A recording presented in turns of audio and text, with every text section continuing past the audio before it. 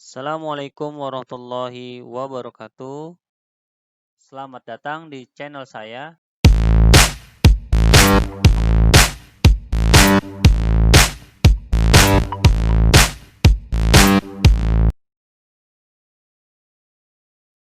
Halo, apa kabar semua? Semoga dalam keadaan sehat walafiat. Kali ini kita akan belajar bahasa Indonesia. Itu dengan materi mencermati gagasan teks tulis dan lisan serta keterhubungan antar gagasan. Nah, gagasan pokok itu sendiri adalah merupakan ide utama yang dibahas dalam suatu bacaan. Nah, gagasan pokok bisa disebut dengan ide pokok, bisa juga dengan pokok pikiran atau juga sebutan dengan inti pikiran, ya.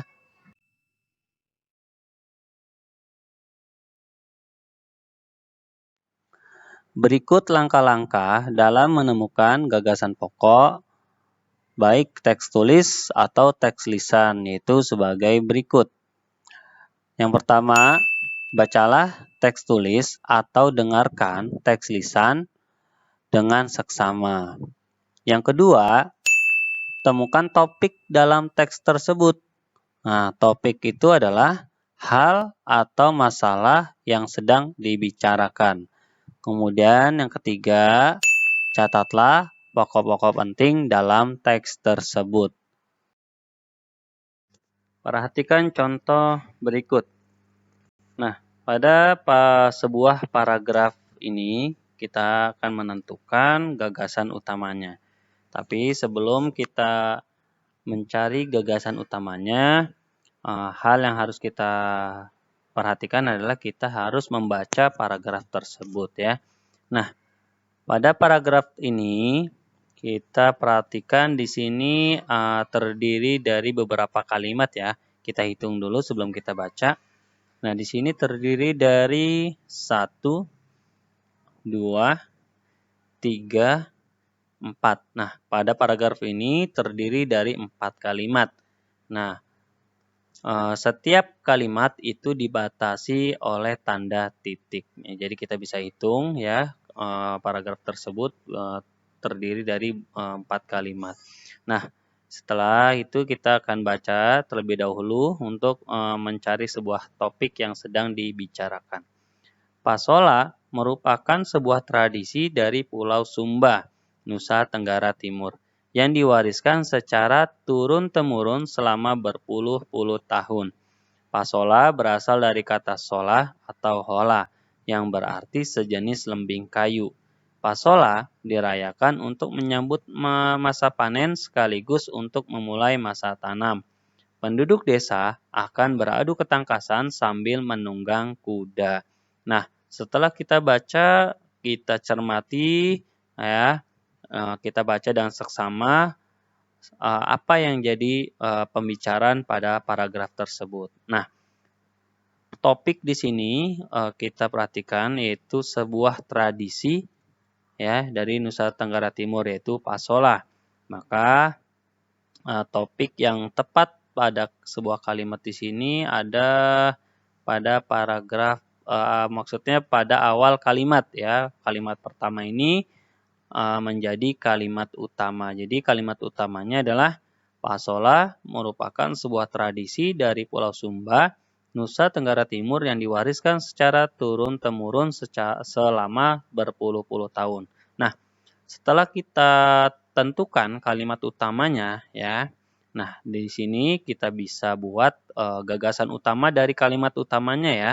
Nah, kalimat utamanya bukan kalimat yang lainnya, tapi dari kalimat utama kita akan buat gagasan utamanya. Nah, sebenarnya kalimat utama itu juga merupakan gagasan utama, tapi kita biasanya gagasan utama kalimatnya lebih ringkas lagi, ya. Tergantung dengan kalimat utamanya. Karena di sini kalimat utamanya kalimatnya agak sedikit panjang, maka gagasan utamanya bisa kita ringkas atau kita bisa perpendek menjadi pasola tradisi dari Pulau Sumba, Nusa Tenggara Timur. Nah, seperti itu. Jadi, ketika kalian sudah menentukan kalimat utamanya, kalian bisa menentukan juga gagasan utamanya, karena gagasan utama itu ada di kalimat utama, bukan di kalimat yang lainnya ya. Jadi kalian tentukan dulu kalimat utamanya, setelah itu kalian bisa menentukan gagasan utamanya, lebih diperpendek lagi kalimatnya, seperti itu ya. Contoh berikutnya, ya, kalian perhatikan contoh yang kedua. Nah, kita baca terlebih dahulu dengan seksama sambil menemukan topik yang sedang dibicarakan pada paragraf tersebut. Ya. Harimau Sumatera kini semakin langka. Banyak orang yang memburunya. Mereka mengincar kulit harimau untuk dijual kepada perajin kulit. Apalagi kini, habitat hewan tersebut semakin lama semakin menyempit karena penebangan hutan dan pertambangan. Nah, dari paragraf ini kita perhatikan ada beberapa kalimat ya. Kita akan hitung 1, 2, 3, 4 ya. Ada 4 kalimat. Ingat, setiap kalimat itu dibatasi dengan titik. Jadi setiap paragraf terdiri dari beberapa kalimat. Nah, tadi sudah kita baca. Nah, sambil seksama sambil kita melihat menemukan sebuah topik yang sedang dibicarakan. Nah, di sini yang sedang dibicarakan atau topiknya itu harimau Sumatera yang semakin langka. Nah, kita bisa sudah menentukan topiknya, maka kita juga sudah bisa menentukan kalimat utamanya.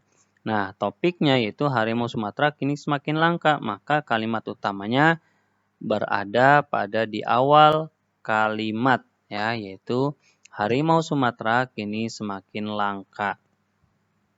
Nah, karena kalimat utamanya sudah kita temukan, sudah kita tentukan, maka dari kalimat utama ini kita bisa membuat gagasan utama ya. Kalimat utamanya ini kalimatnya agak sedikit pendek, maka gagasan utamanya juga boleh seperti kalimat utamanya atau seperti ini ya.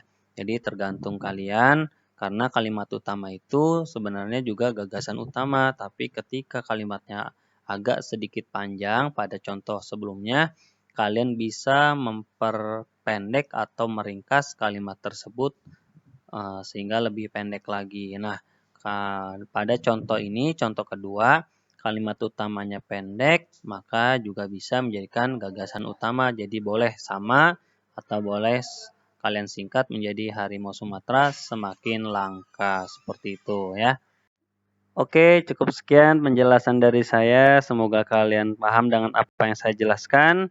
Jika kalian kurang paham atau kurang mengerti dengan apa yang saya jelaskan, bisa kalian putar kembali video ini.